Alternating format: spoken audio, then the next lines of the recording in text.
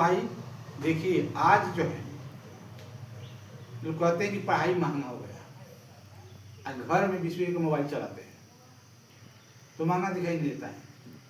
हमारे यहाँ एक नाम नहीं रखेंगे, आए बाहर से, कहे कि हमको बच्चे को पढ़ाना है, क्या फीस लेंगे?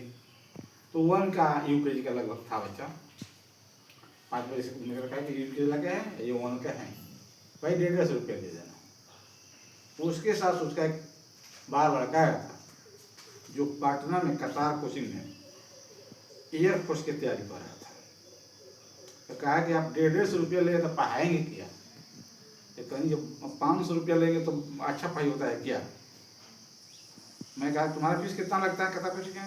कहा कि मैं तो 60,000 जमा कर दिया हूँ साल भर का, और 15,000 की विषय देना है, 7,000 रुपये महीना हॉस्टल सब खर्चा बता रहा था। नाम नहीं रखेंगे। मैं ये कहा ठीक है, एयरफोर्स की तैयारी करते हो तो तुम्हारा ही हम टेस्ट ले लेते हैं। तो मैं कहा under root x equal to 2, तो x का मान बताओ। आपका ये ट्रिक मान लेते हैं। एक महीने सवाल रख दिए, देख हमारे कहने का मतलब जड़ सही रहेगा तो अभी अब बड़े बड़े कोचिंग में जाएंगे तो आएगा। पहले ये सवाल में रखा, निकालने लगा नहीं आया, मैं उसकी इंसल्ट नहीं कर रहा हूँ, नाम भी नहीं रख रहा हूँ।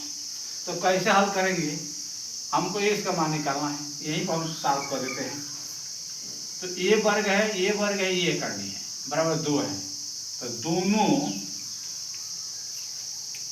पक्षों का वर्ग करने पर ये करनी है, ये करनी है, ये करनी है, एक है, आइए 2 है, 2 का वर्ग हो गया, यहाँ भी वर्ग हो गया। ध्यान दीजिए, ये वर्ग से एक करनी कैंसिल हो गया, फिर 2 बचा, एक से ये हो गया, 2 गुणे 2 बराबर 4 हो गया, ये 4 हो गया।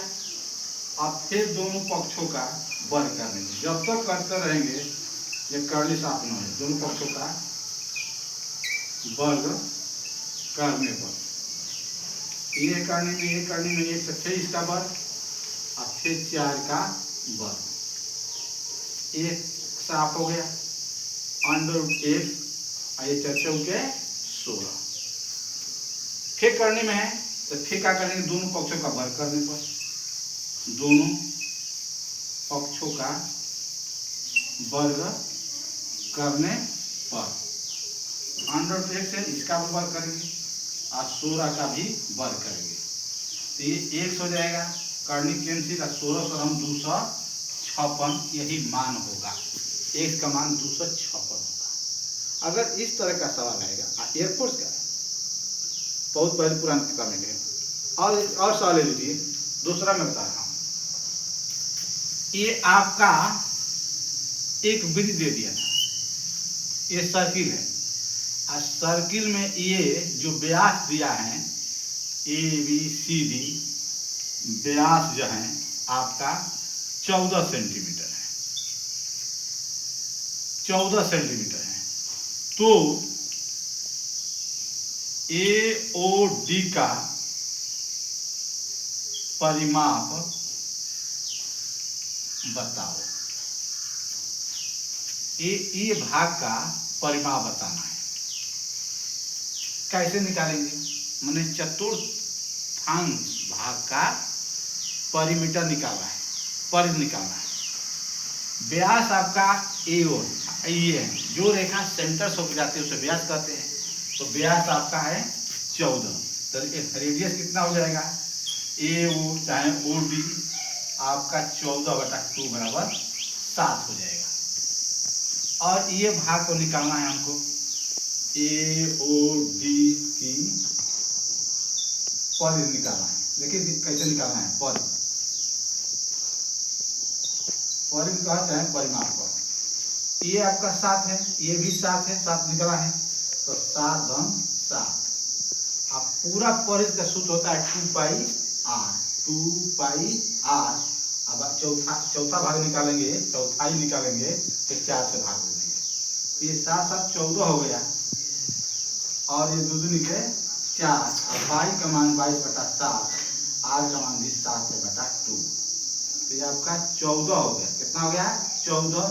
7 से 7 कट गया, 22 में 2 से भाग दीजिए 11, तो कितना आ गया? 4 1 5, ये 2 हो गया। अब कितना आ गया? 25 सेंटीमीटर। तो दोनों सवाल करने में लड़का आसान है। तो ये नहीं है कि कम पैसा में कम प्राइस, यही तो समझ में नहीं आता है देहात के लोग।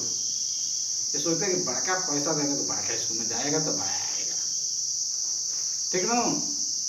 ऐसी भूल है, ऐसी भूल है। कम पैसा में अच्छा भी सामान मिल जाता है, हमें ले लेना चाहिए। जय जय सीताराम।